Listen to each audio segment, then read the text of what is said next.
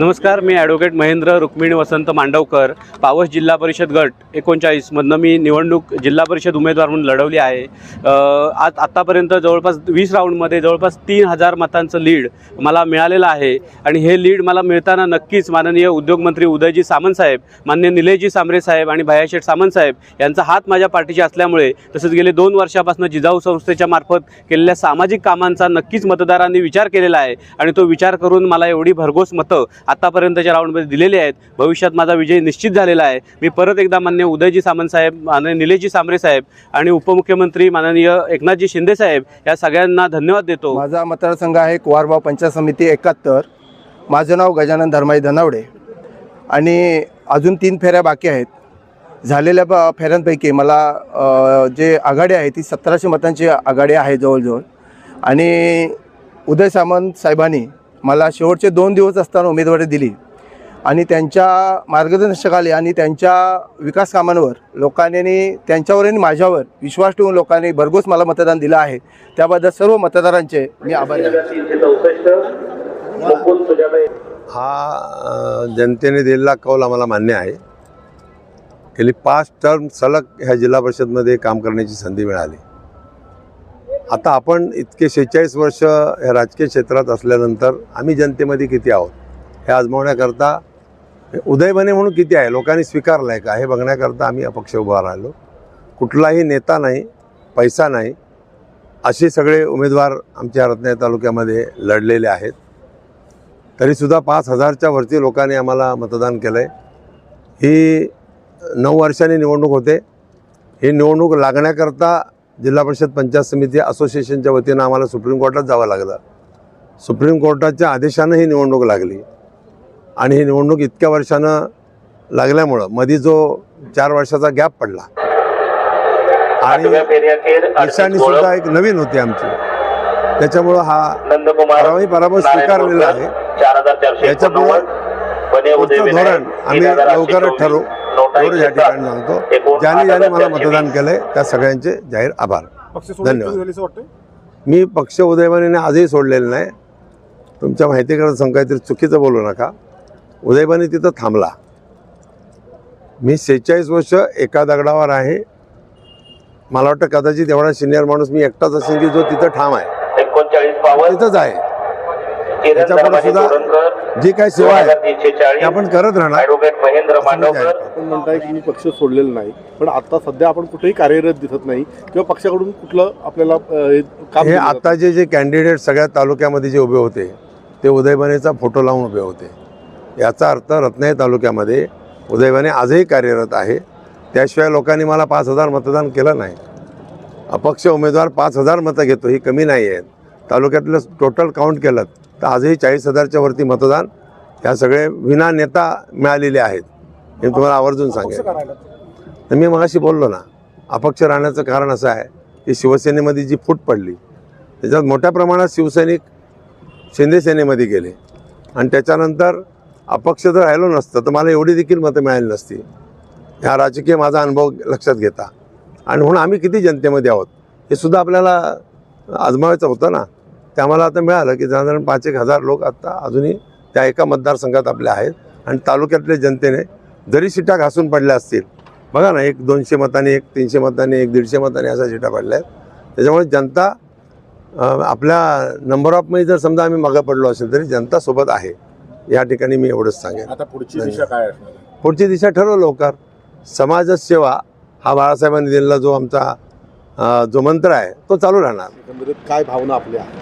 हा विजय माझा नाही आहे, मी एक कार्यकर्ता आहे आणि माझ्या सहकाऱ्यांचा हा विजय आहे आणि जनतेचा आणि मायबाप जी मतदार आहेत त्यांचा हा सगळा विजय आहे।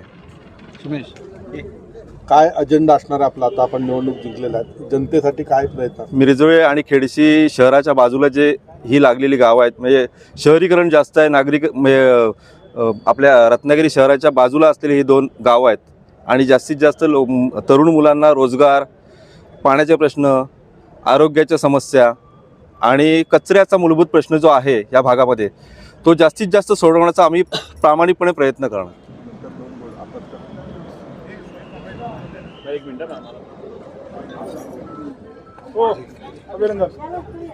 शिंदे सुद्धा समोर समोर मॅडम समोर.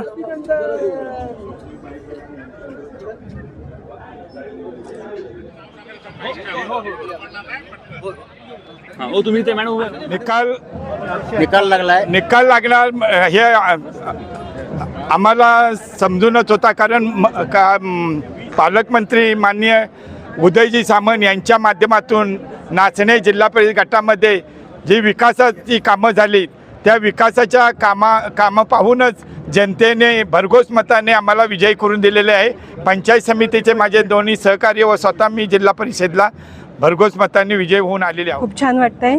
सर्वप्रथम मी झाडगाव म्युन्सिपल एरिया बाहेर म्हणजे शिरगाव जिल्हा परिषद गट, त्यातील शिरगाव पंचायत समिती गणातून आपले आमदार उदयजी सामंत साहेब यांनी मला उमेदवारी दिली होती आणि त्यांच्याच सहकार्यामुळे आणि त्यांनी जी भरघोस कामं केलेत आमच्या शिरगावात, त्यामुळे आज आमचा दणदणीत विजय झालेला आहे. आमचे तिन्ही उमेदवार जिल्हा परिषद आणि दोन्ही पंचायत समिती आम्ही खूप चांगल्या प्रकारे जिंकलेलो आहे आणि याचा आम्हाला खूप आज आनंद वाटतो. काय नाही, सामंत साहेबांचे आशीर्वाद आणि सामंत साहेबांनी जी कामं केलेली आहेत विकास कामाच्या जोरावरच आमच्या तिन्ही उमेदवारांचा विजय झालेला आहे. त्यामुळे खूप आनंदी होतो. माझं नाव श्रद्धा दीपक मोरे.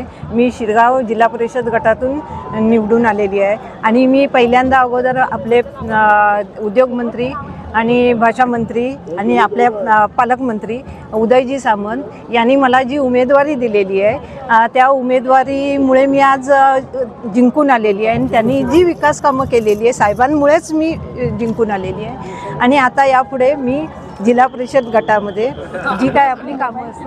शिरगाव जिल्हा परिषद गट हा सामंत सेनेचा बालेकिल्ला आहे.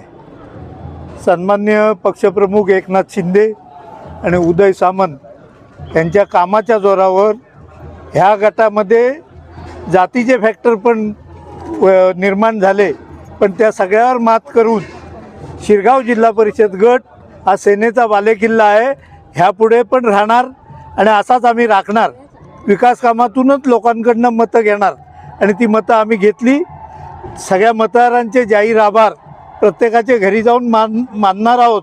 पण तुमच्या माध्यमातून आणि तुम्ही सगळ्या पत्रकारांनी जे सहकार्य केलं त्याबद्दल तुमचे खास करून अभिनंदन.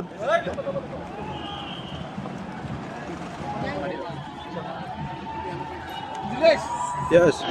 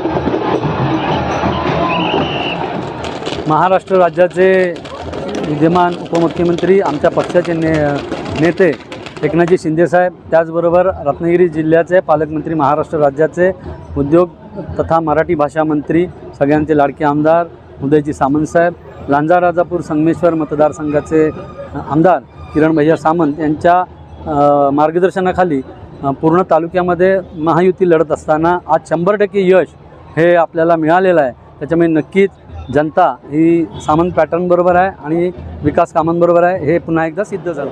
नमस्कार, माझं नाव विद्याविलास बोंबले.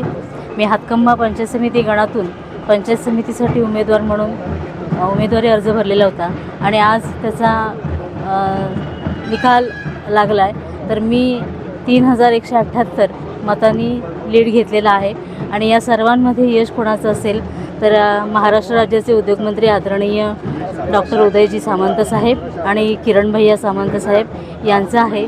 माननीय पक्षप्रमुख एकनाथजी शिंदे साहेबांचं आहे. तर या मला निवडून देण्यासाठी ज्या जनतेने मला मतदान केलं त्या सर्व मतदार बंधू भगिनींचे मी आभार मानते आणि मला मोठ्या संख्येने निवडून दिल्याबद्दल धन्यवाद.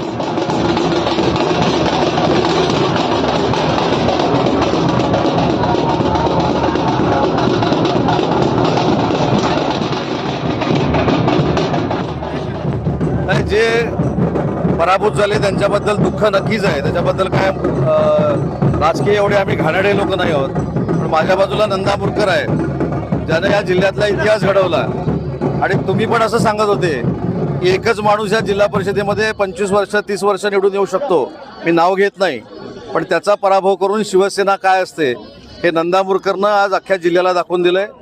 आज जिल्ह्यामध्ये वन साईड शिवसेनेची जिल्हा परिषद आलेली आहे. जवळजवळ 30पेक्षा जास्त जागा आम्ही जिंकलेल्या आहेत. 6-7 जागांवर आम्ही आघाडीवर आहोत.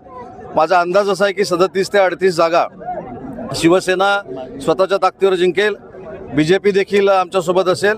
आणि आज UBTचं जे पानिपत झालं आहे त्यांच्या 39 सदस्य होते या जिल्हा परिषदेमध्ये आम्ही असताना. आता त्यांची संख्या 3 ते 4 वर आली.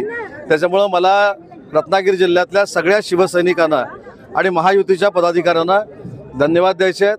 आणि ज्यांनी ज्यांनी आम्हाला मदत केली, ज्यांनी ज्यांनी शिवसेना पक्षावर विश्वास ठेवला त्यांना देखील मनापासून धन्यवाद देतो.